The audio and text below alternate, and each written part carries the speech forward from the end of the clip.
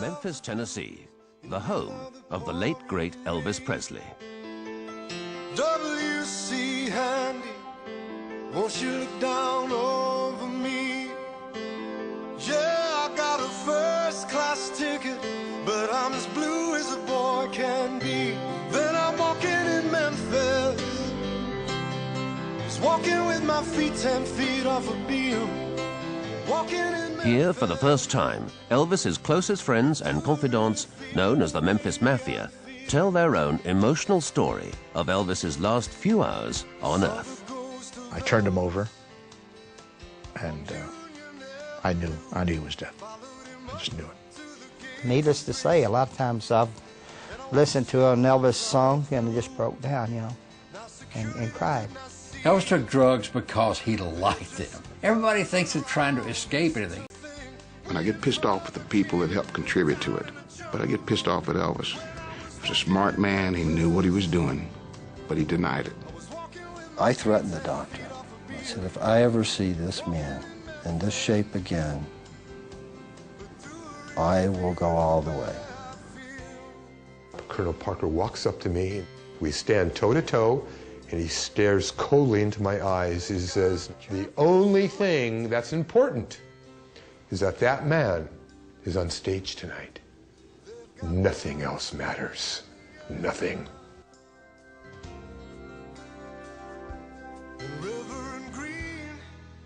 Sun Studios in Memphis. It was here 50 years ago that rock and roll was born. And so began the legend that is Elvis Presley. In the course of a glorious career, Elvis would take the world by storm, starting in 1954 with his first hit, That's All Right Mama. I'm leaving town, baby. I'm leaving town for sure. Well, then you won't be bothered with me hanging around your door, but that's all right. That's all right, mama, anyway. Elvis was a very, very shy, retiring type individual. He didn't like to be around new people. He didn't trust them. He trusted us. We were a source of comfort. He could be what he wanted to be around us. He could be himself. If there was an Elvis himself, and it was around us. Elvis did not make friends easy. He just didn't like to do it. And with us, he didn't have to do it. And with us, we all could be what we wanted to be, and he could be the same. 3 p.m. Thursday, the 15th of August, 1977. Elvis is preparing for yet another back-breaking tour, the second tour of that year. Elvis's girlfriend, Ginger Alden, didn't want to go on tour with him. Ginger was just 21 and not prepared to bow to his every demand, something Elvis was used to, even during his doomed marriage to Priscilla. I'd be lost without your love. Over the years, his Memphis Mafia had supplied him with a string of compliant girls. If you've got wealth and looks, they're really going to come. And they're going to come fast and hard. And what you have to do is, on a continual basis, weed them out. He was so charismatic that he would draw, you know, he was like, they were like moths flying around a flame. Of my best friend. It's funny to me today. One Saturday night, at a time when there was only 7 of us, including Elvis. See, on Friday night and Saturday night, Elvis used to let all the girls in that hung around the gates. And one Saturday, I was bored, so I went around the house and I counted all the women that were in the house with us 7 guys. And this is not an exaggeration. There was 152 women there. Man, I thought I was in heaven. You know, what can I say? It was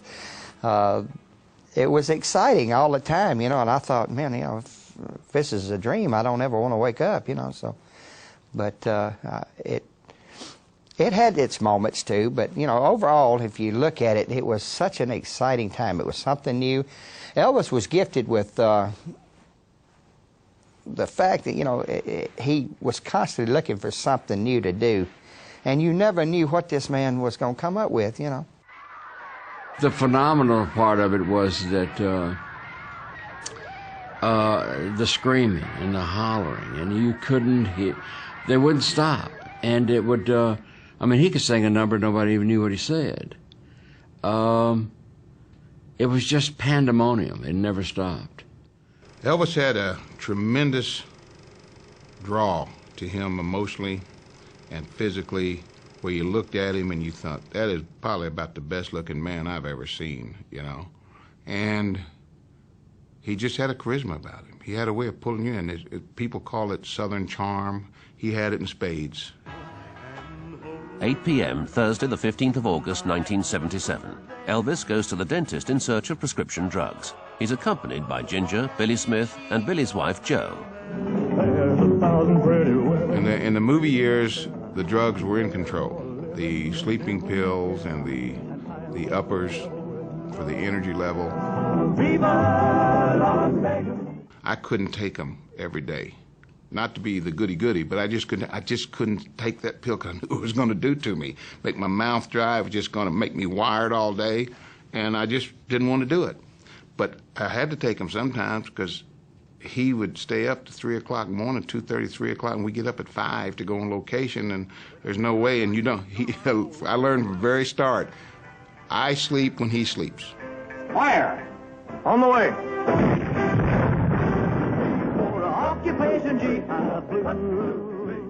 The guys around Elvis, we were just, you know, we stayed wired up all the time. We didn't go to bed till, 2 o'clock in the evening, and it was tiring after a while, and so we'd take a little speed to stay up the next day, and a lot of times we couldn't go to sleep because we were high, and we had to take a sleep pill to go to sleep.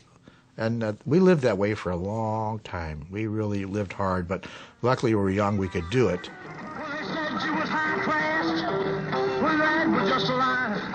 Amidst the fun and games, there were already warnings of what excessive drug use would bring.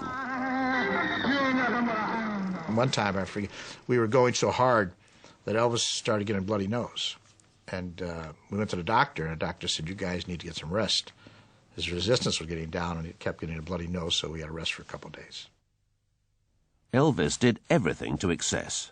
He had massive appetites for food, sex, drugs, and rock and roll.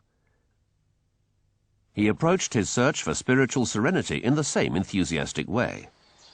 Larry Geller was Elvis's personal hairdresser and spiritual guru. Elvis had a beautiful head of hair. I mean, the man had everything. He even had the hair. It was a little fine. It lacked body, but he had a beautiful head of hair. And I remember I sprayed it, and I was molding it, and I said, so what do you think, Elvis? And he said, oh, great, great, great. And he swirled around in his chair. He looked and said, but I want to ask you a question. My hair is great, but what's more important to me is this. What are you really into, Larry? What are you really all about? It really threw me for a loss for a moment. I mean, here's a person who was totally straightforward. And I said, Elvis, I mean, you know that I work with celebrities and I do their hair. This is what I do for a living. But what's more important to me than anything else is my search for truth, to find the purpose for a living. I said, look, I know you're Elvis Presley, you're the biggest star in the world. I know this must sound corny to you. He said, wait a minute, Larry, wait. That's not corny at all. You have no idea how I need to hear what you have to say about this. Please, man, just keep on talking. And I did. The Self-Realization Park, which is close to the ocean in Southern California in the Pacific Palisades, was a place that Elvis loved to visit. And the monks that lived there became friends with Elvis. And Elvis would love to just leave the world, walk around the park, enjoy the serenity, and people left him alone. They recognized him, because a lot of people do go there. It's a very special place, and nobody bothers anyone. Elvis would go into the chapel, and he would meditate. We would go in the back and speak with some of the monks. They would reveal and explain certain experiences that they would have.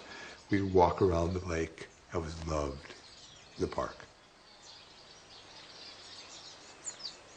He said, look, how come I haven't had an experience? I want to feel God. I said, well, Elvis, look, it doesn't happen like that. When you want something, you want it now and you expect it. You have to be patient and you have to surrender your ego. In his latter years, Elvis embarked on a punishing touring schedule, organized by his manager, Colonel Tom Parker. He didn't like the idea of doing, 2 shows a night, sometimes 3, 7 days a week, and it bothered him. And it festered and festered and festered. It's like when I called him from L.A. when we were going to do that last tour. And I said, you just need to shut it down. Let's cut it off. Let's just, I said, let's just cancel this tour out. And he said, Lamar, I've got a payroll. Which, when you say that, you go, well, he's right. But at the same time, I told him, I said, listen, you got 2 or 3 guys around here that'll go to Hawaii with you. And I said, we'll hang out and you just, and you can get yourself back together again. He said, let's talk about that after this tour's over. It sounds like a good idea. He didn't make it. With his records no longer selling, Elvis's only income came from these tours. And being 40 plus, he no longer had a huge following. He was teetering on the brink of financial meltdown. Touring paid the bills for now, but 50% of the income went to Tom Parker. The Colonel, too, was facing bankruptcy.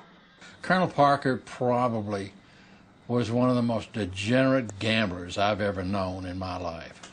In Nevada, they used to say his money's not worth anything. He played roulette and would put chips on every number. He would play craps and bet the horn, the center. One night I was up about, I think I was up $50,000, $60,000. Remember, I was running the crap table crazy, and he came up and took my money and put it on Don't Pass. No, on Pass. Yeah. No, Don't Pass. You threw a 7. And I threw a 7 and lost it all. One pop. And I wanted to throw up, but I couldn't. And I said, Jesus God, I said, I've worked my butt off here. I said, he said, how much did you start off with? I said, I started off with $2,000. So he counted out $2,000 and gave it to me. He said, now you're even. Oh, my God.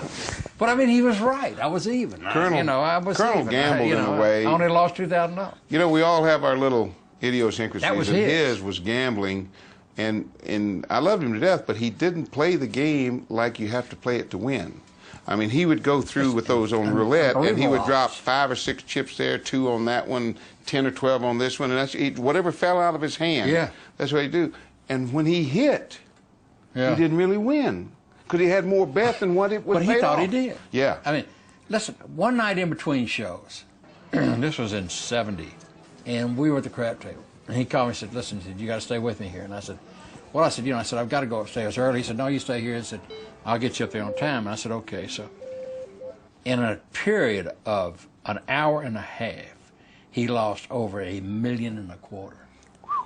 Come on back and let's play a little house so we can do what we did before. Now, baby, come back, baby, come. One night, I walked down to the casino. I just left Elvis.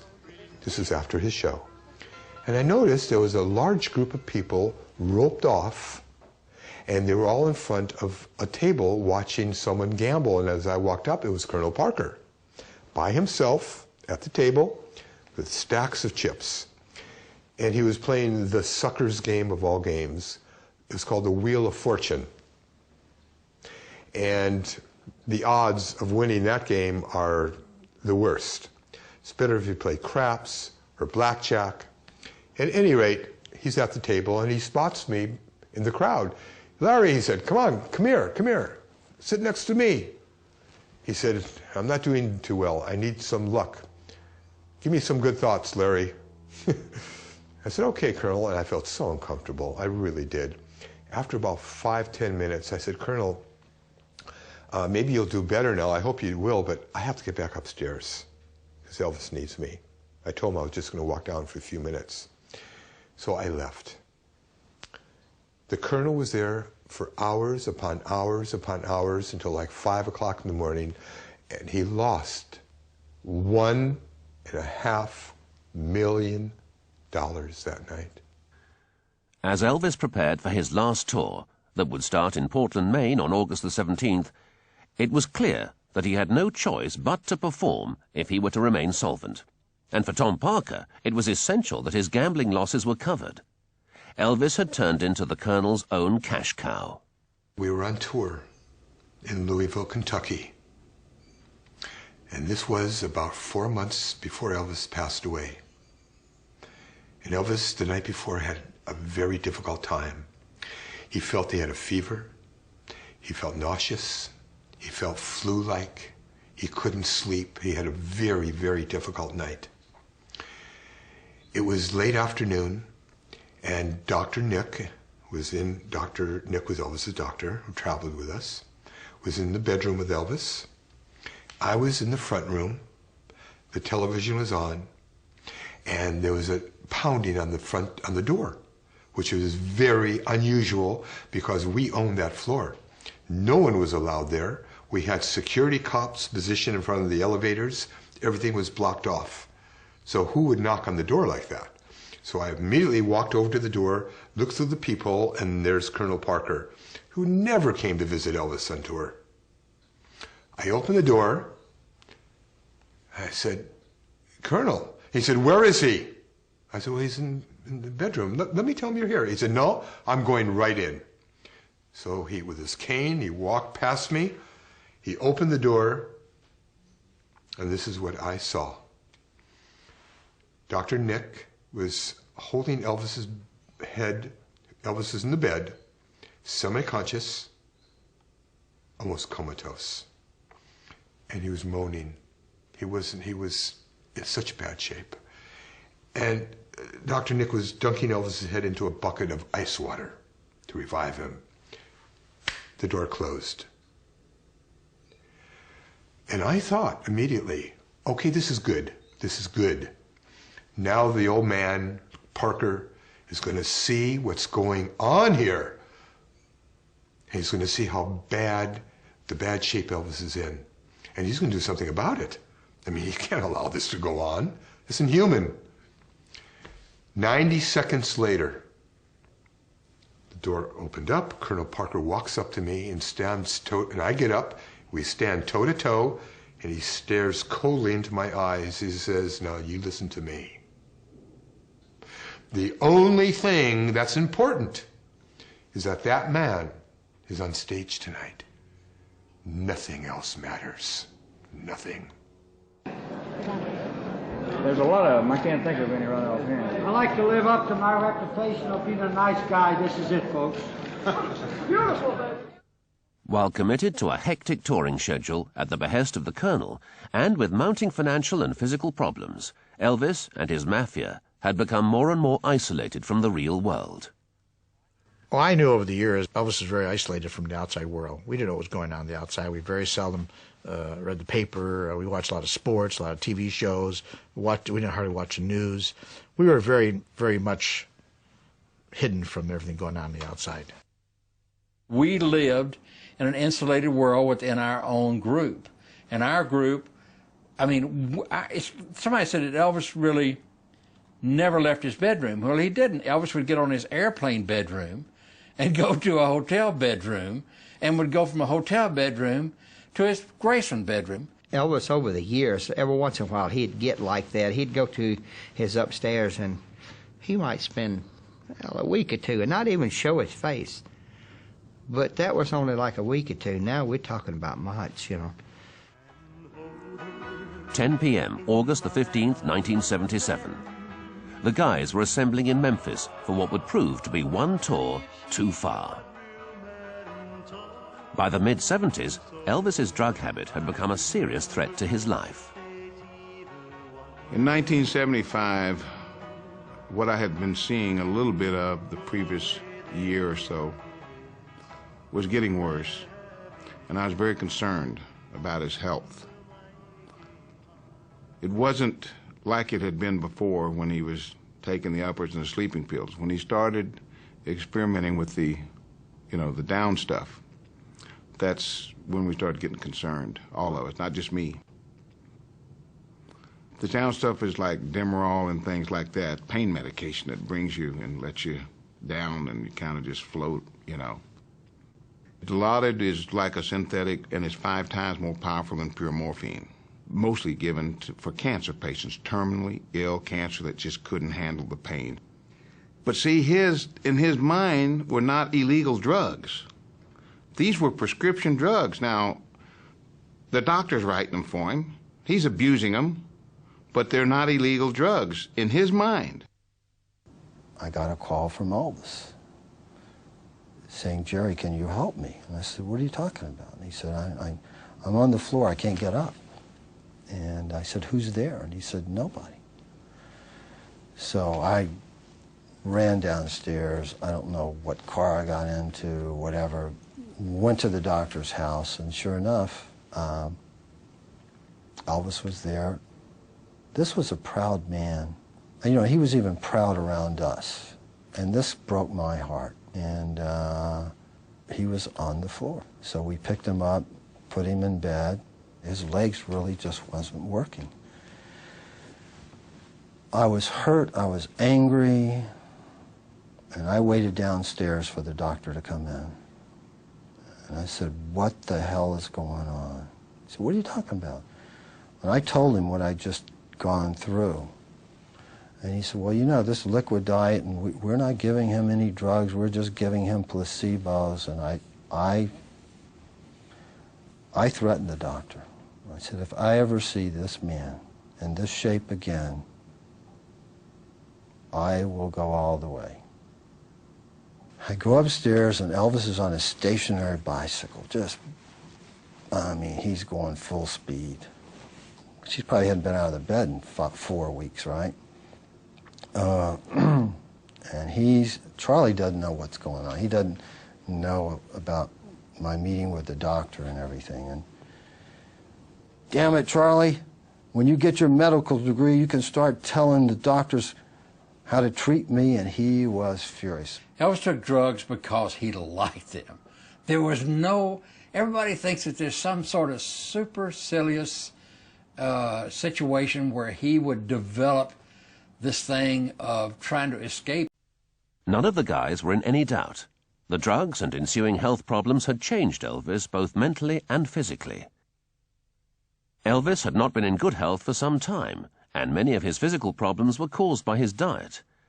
Elvis had eaten typical Southern cooking all his life, mostly fried and deep-fried and refried dishes, a diet certainly not conducive to good health.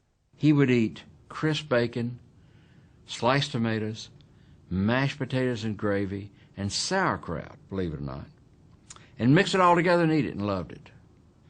And Elvis would eat stuff till he got tired of it, and then he wouldn't eat anymore. So he got off of it.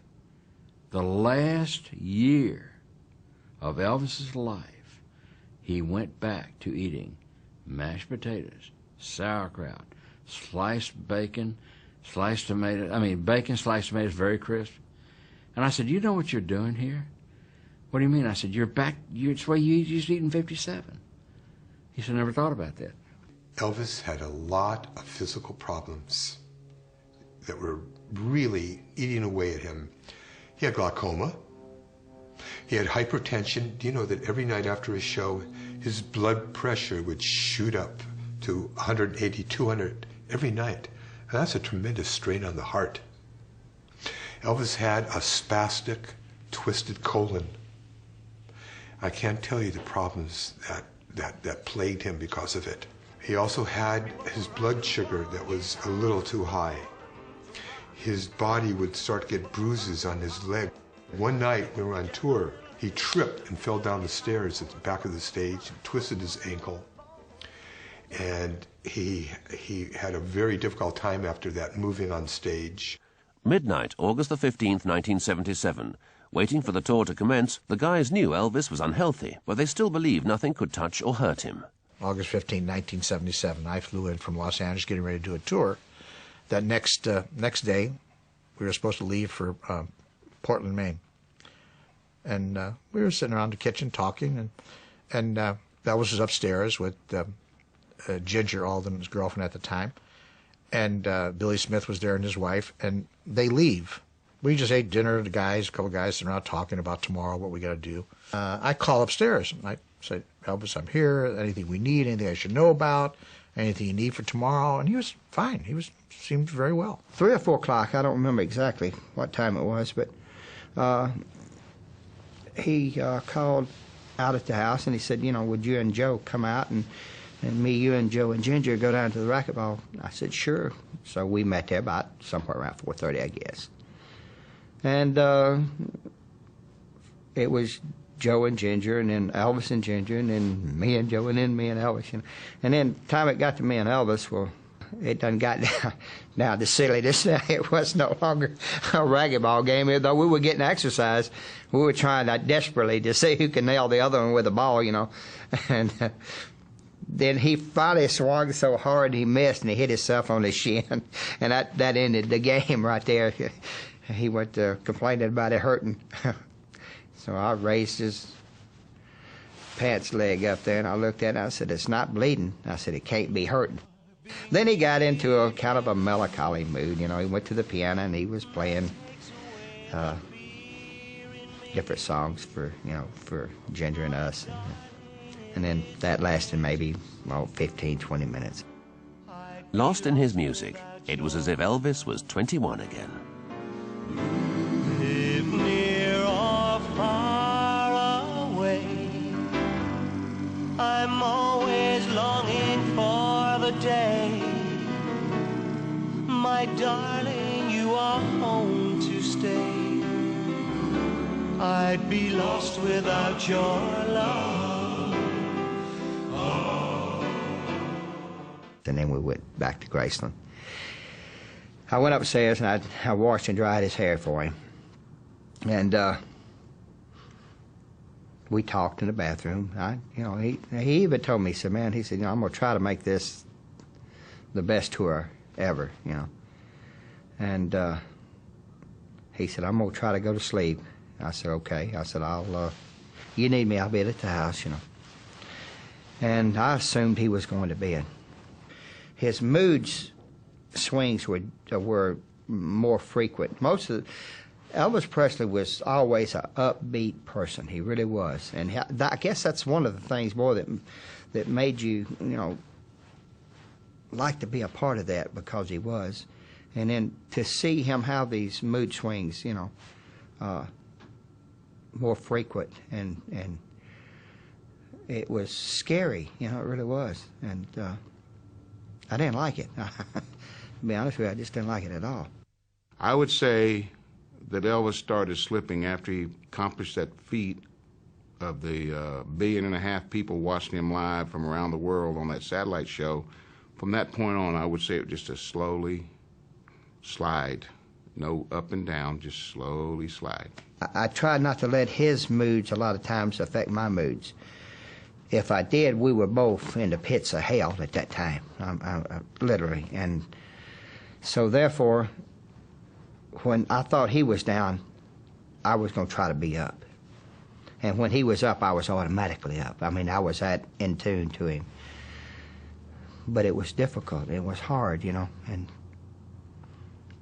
you want to just say, God, man, you know, come on. It's not too late, you know.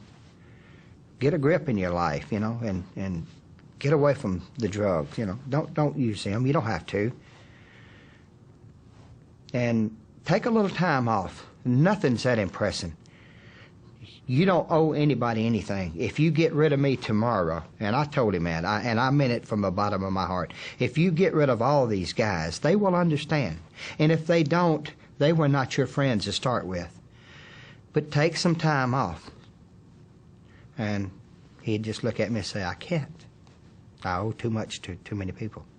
We lived a wild and fast life in those matter of years that he was on Earth. So, like that song, you know, he did it his way. I'm not giving the song any credit, but I wish he would have changed and did it our way, but he did it his way. We could talk to him at times. He'd sit and agree. He'd say, yeah, I'm going to change my life. Yeah, I'm not ready. I'll do it when I'm ready to do it. And we all had that hope, because the last vacation in March of 1977, we all went to Hawaii. We had a great time. He was in a great mood. He was out there on the beach having a good time. He was overweight at the time, but he was smiling. We thought, hey, this is a good chance. You know, he cleaned his act up for about 30 days or more. But then all of a sudden, boom, right back again. At Graceland, Elvis now faced the grind and rigors of yet more performances, with the backup of his friends.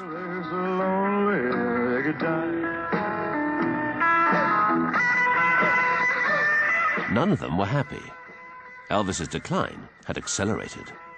When I see him on stage performing in the manner that he started performing there at the end, where he wanted to do the best show he could, but with what he was, nothing left. But where he was at, he was really burning, and the light was getting dimmer. I must say,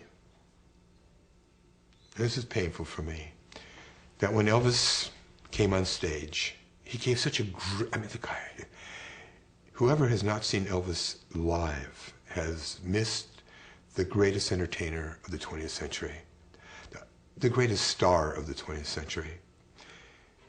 But when I saw him, my heart sank because I knew that something was wrong. I could see it in his eyes. I saw it in his face. I said, he can't last like this another 5 years. We were all very frustrated. But we all could do, only thing we could do is that. We can't, he's 42 years old. You can't force this man to do anything. You know, people say, why did you guys have him committed? How could I have him committed? He's 42 years old. I can't have him committed. His father couldn't have him committed. You know, you can't prove he's crazy. Your hands are tied. Your hands are tied. I didn't lay back in the later years. That last year and a half, I didn't lay back. I said what I wanted to say.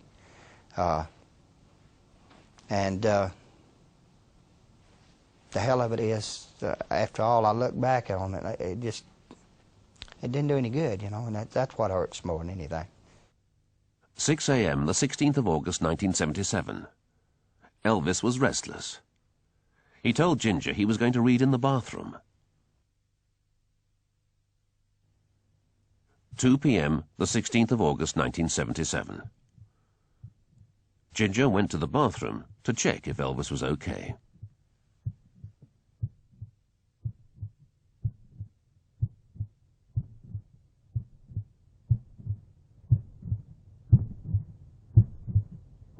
Got up the next day, came to the house about 12 noon, this is the 16th, and about 2 o'clock, the phone rings, intercom, and one of the maids picks up the phone, and it's Ginger. She says, come upstairs, I need help. Elvis fainted. So I ran upstairs. I go into the bathroom, and Elvis had fell over. He was laying on the floor. I turned him over, and I knew he was dead. I just knew it. But I was hoping he wasn't. I picked up the phone, called the operator. They didn't have 911 at that time, and said, we need an ambulance here at Elvis Presley's house, and I didn't tell him who it was.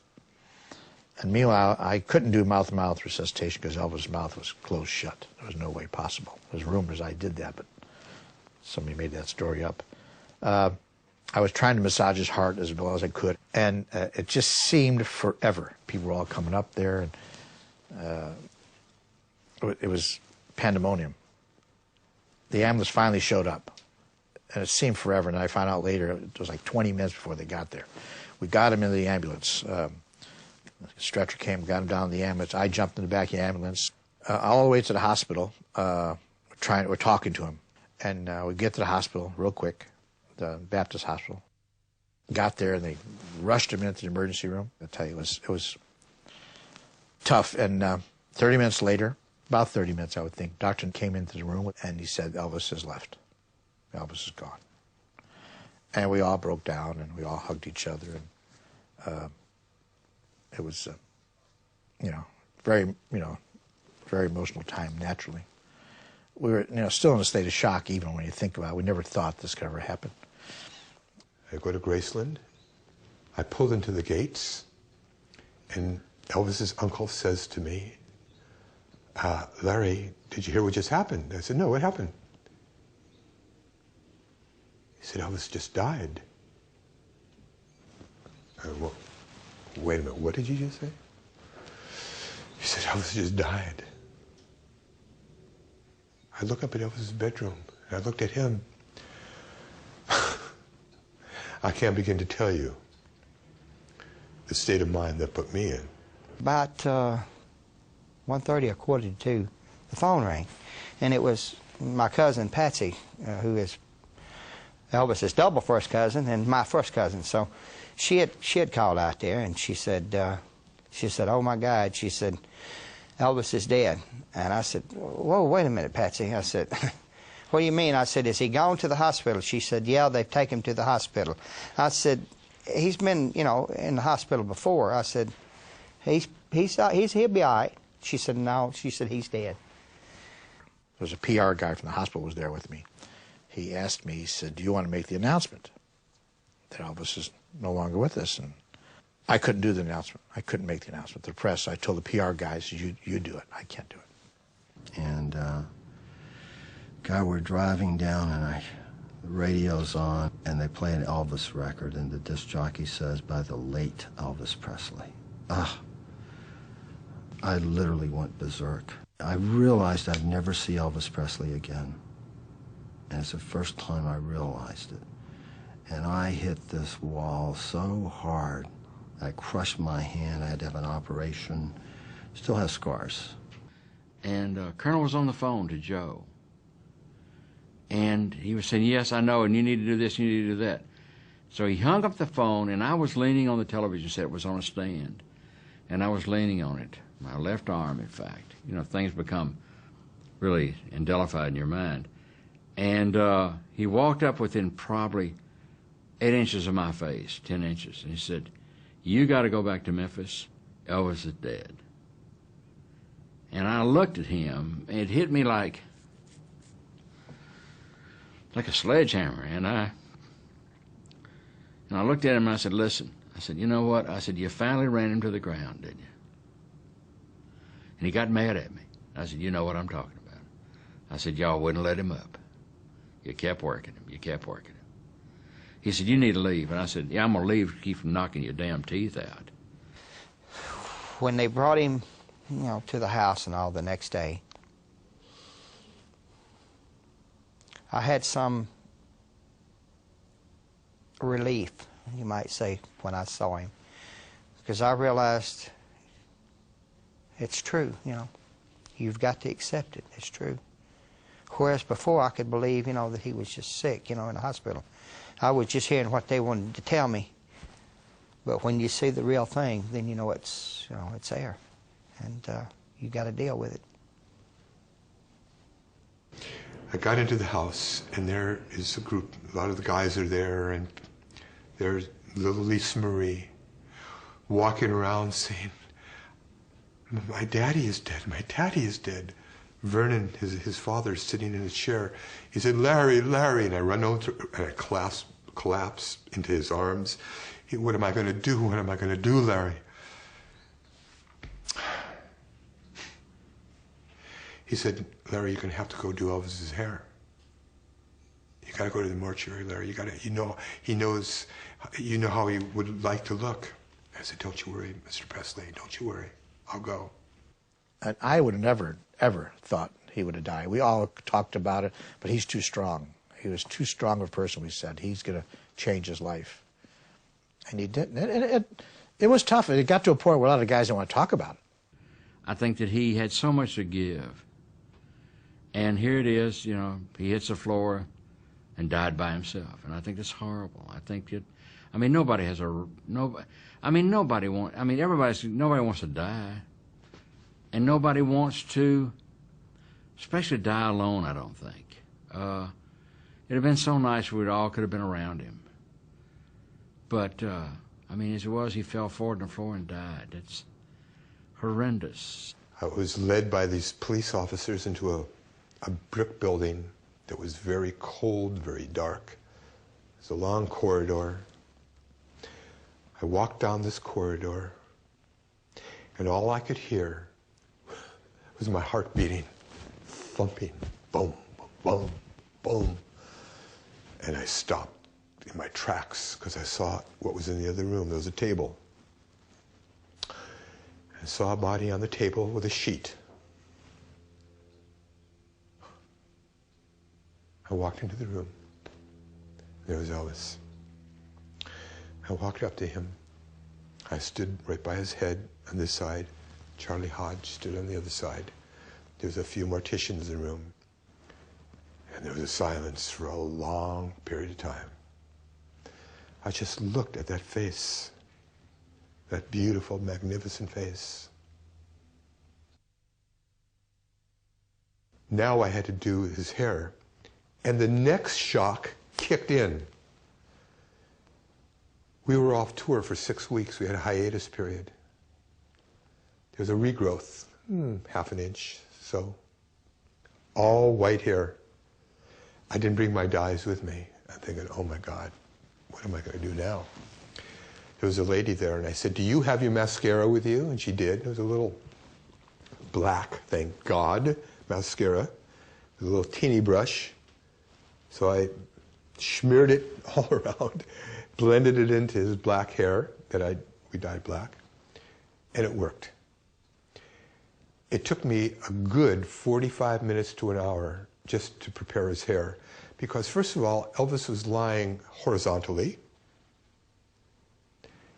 His life force left the body, so there was nothing there. So I had to work on it, work on it, work on it, which I did. At a certain point, the morticians who were applying makeup to his hands and his upper body like they do, they pulled the sheet down. And Charlie Hodge screamed. He said, what the hell are you, how could you do that in front of us? So the crisscross autopsy scars. They covered it back up. And over the years, you know, the big story, Elvis might be alive.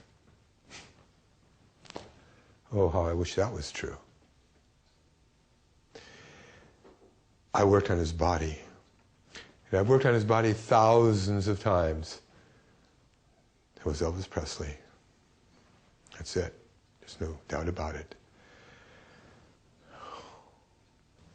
And memories just started cascading down. Memories of the first night that I met Elvis, telling me how I must have been plucked out of the millions and millions of lives to be Elvis. There has to be a reason. And things of the last 13, 14 years. It was so unbelievable, so surrealistic. At a certain point, I thought, no, wait a minute, this isn't real. He's sleeping. He's going to open his eyes. He's going to imitate Chief Inspector Clouseau from the Peter Sellers Pink Panther movies. Elvis knew all the lines. He was going to wake up and sit up and say, hey, what the hell's going on here? Let's get back to Graceland. No. I understood exactly what was happening. I understood this is the corpse of Elvis Presley. And his life force, his soul is not in that body anymore. Vernon Presley, Joe Esposito, and a few of the guys, Jerry Schilling and a few others, we walked up to see Elvis for the very last time, because now he's going to be interned.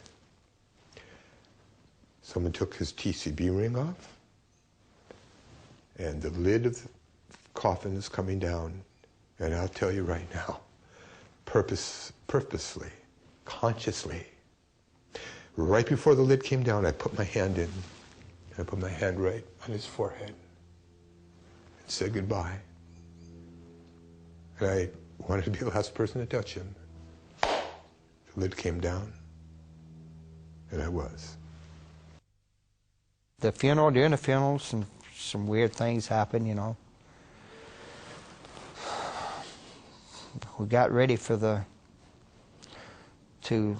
load the casket into the hearse. After we loaded it and all of a sudden this tree limb broke and made a hell of a sound, really did, made a crashing sound. It was not that big a tree limb, but it was big enough. And to look at it, it looked green. It didn't look like it was rotted and fell. It looked, everybody kind of looked at each other, and of course I think Lamar said something, you know, said, well, he's still at work or something like that, you know. Then we got to the mausoleum, and they had him set up, and there was this little round window up above, and it faced east and west. And it was, I guess, around 3, 4 o'clock in the afternoon. And when the sun finally came over where the wood separates the panes. There was 4 of them. It threw this pretty across that casket you've ever seen. Of course, I can't tell you the cold chills that run across my body, you know, and I thought, You know, my best friend is dead. No matter what you want to say, that's the biggest loss to me I've ever had. And we can say he had a good career, we can say this, we can say that, but the guy's dead. It was that rocket ride with Elvis that we went through. It was such a part of life, you know, and a fascinating one at that. And you can't just turn that on and off when you get ready. There's times when it'll hit me and I'll just, sometimes it's happy, sometimes it's sad. And needless to say, a lot of times I've listened to an Elvis song and just broke down, you know, and cried. You know. Oh, I wish I was in the land of cotton. Old times, they are not forgotten. Look away, look away, look away, Dixieland. There's not a day that goes by I don't think about him. I have dreams about him. I've had him, my last wife. One night I just jumped up in the bed, sitting straight up. Elvis said, "Holly, Lamar," and I heard him, and he woke me up. I mean, I heard his voice like he was right next to me, and I was in a cold sweat. She said, "What is it?" I said, "He just hollered at me," and every day it goes on.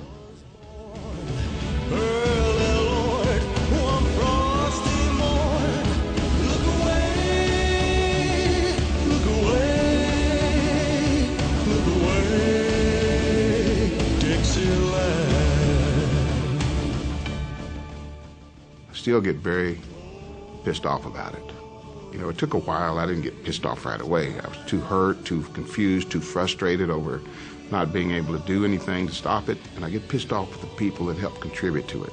But I get pissed off at Elvis. He was a smart man. He knew what he was doing, but he denied it. Maybe he really couldn't see any way out of changing. He mentioned it to Billy, his cousin.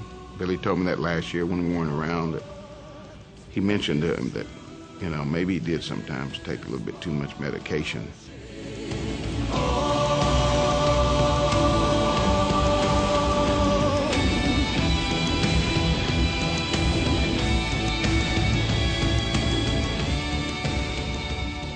I was angry about his death. Elvis, I thought he had no right to die. I thought he had no right to die at that age. I think that he left too much on the table. If anybody ever left too much on the table, Elvis did. Bound to die, but all my trials, Lord, soon be over. I just flashed back to all the good times we were having there. You know, the parties out by the pool and smiling and laughing and having good times, but it's never going to happen again.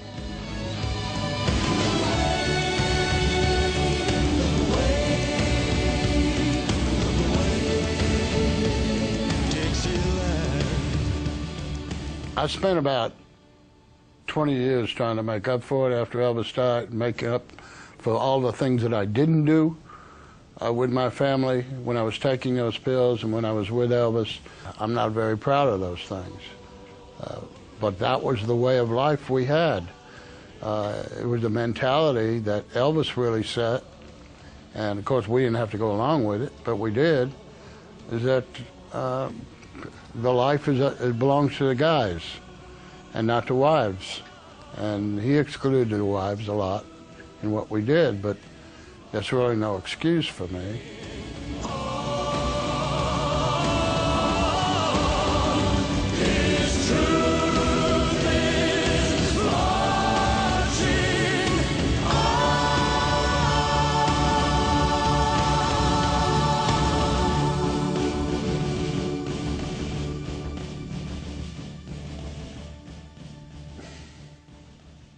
the impact upon my life has been so profound. Not just meeting Elvis and working for him and having the unique relationship that I did have with him, but his death. You know, the day he died, and then I went to the mortuary to do his hair, I thought to myself then and there, I'll never be the same again. And I haven't been. It's almost like my soul ruptured, so to speak. Yes, you know, you come to terms with it, but it stays with you. And that moment, those moments of his death have remained until this very moment, and I'm sure they will until I take my last breath. Put on my blue suede shoes and I boarded the plane. Touchdown in the land of the Delta Blues, in the middle of the pouring rain. W.C. Handy, won't you look down over me? Yeah, I got a first-class ticket, but I'm as blue as a boy can be. Then I'm walking in Memphis, just walking with my feet 10 feet off a beam. Walking in Memphis, but do I really feel the way I feel? Saw the ghost of Elvis on Union Avenue, followed him up to the gates of Graceland, and I watched him walk right through. Now security, they did not see him, they just hovered around his tomb. But there's a pretty little thing waiting for the king down in the jungle room. When I was walking in Memphis, I was walking with my feet 10 feet off a beam. Walking in Memphis, but do I really feel the way I feel?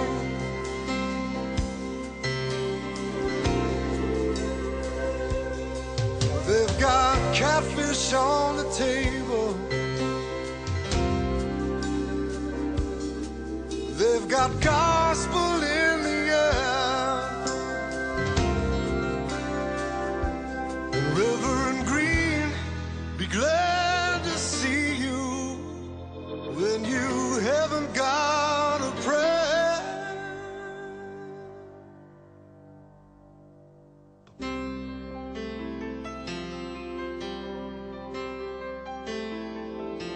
Put on my blue suede shoes and I boarded the plane.